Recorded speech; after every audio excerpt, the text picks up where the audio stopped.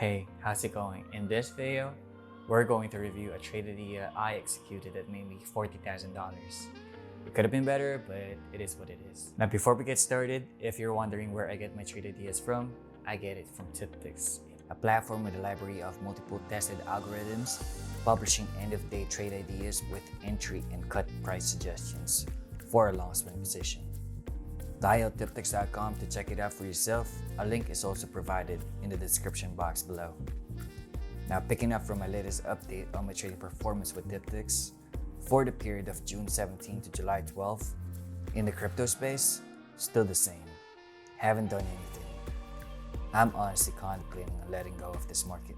I'm gonna make a separate video for my reasons for it. It's not that I don't believe in the use case of cryptos, it's more of my personal preference. In stocks, I traded 6 symbols during this period. Let's go from the worst to best. DBGI was a trade idea back in July 1st, which resulted to a loss of $5,000 after respecting my cut price.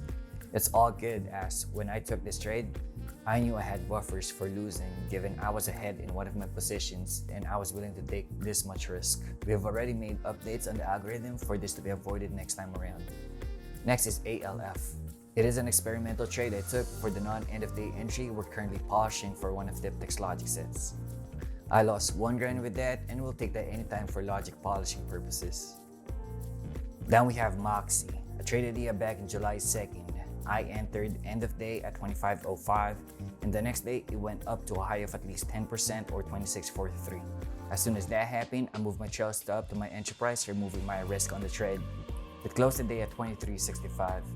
It's just unfortunate that it dipped back to my entry price midday of this candle, putting me out of the trade only to see it reach a high of 31.38 or go up by 35% from my entry in the succeeding days. The better plan of action would have been to respect the initial cut and decide by end of day whether or not to move higher your trail stop.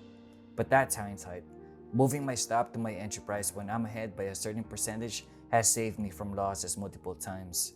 It's just a matter of knowing when and when not to use the set strategy. Lastly, the 40,000 gain trade, Vtnr, a Diptyx trade idea that was published last June 23rd. I mentioned earlier that we're working on a non-end-of-day entry logic and I applied it on this trade as well. Got some Vtnr shares early with me trying the midday entry, and I'm still experimenting on this strategy, so I took an L on some of the shares, which explains the negative figure in this column. I also added 5,000 shares more at 8.20 for the end-of-day strategy. So in total, I had 11,000 shares at roughly an average price of $7.65. With that amount of shares, I was risking around $9,000 in the event that it's wrong. Well, I'm so glad that it wasn't. Like with my other winning trades, I let the trade do its own thing and trailed my stop using 5-day moving average, my default profit trail strategy if I don't know what to do. It also acts the floor to my gains. I closed my position at 11.40 on this candle when a 5-day moving average was threatened by price, netting me $40,000 in this Diptyx trade idea. The better plan of action would have been cashing out some positions when the stock gapped up to 14 and trailing the balance with the 5-day moving average. This strategy would have given me a nicer return, but like what I said earlier, it's hindsight. Vtnr could have done the opposite and ascended higher. We just really can't tell. The best that we can do is to have a sound profit-taking strategy in place and keep on polishing it. Trust me, I'm working on mine.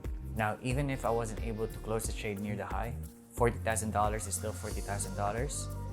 A lot of people work the entire year to earn such, and me being able to make that amount in a short amount of time is a reason for me to be thankful and appreciate whatever I'm able to accomplish.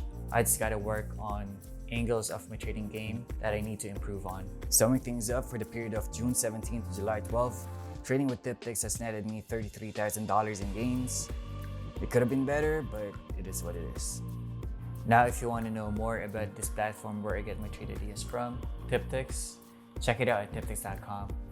Follow our socials as well, and why not subscribe to this channel. Along with its new pricing scheme, TipTicks is now giving out free trade ideas that pass its basic logic set, so make sure to take advantage of it whenever they come out and sign up to be notified. Other than that, I'm just excited for the next trade idea that Diptyx will put out and see if my profit taking will improve. I'll see you on the next video. Peace.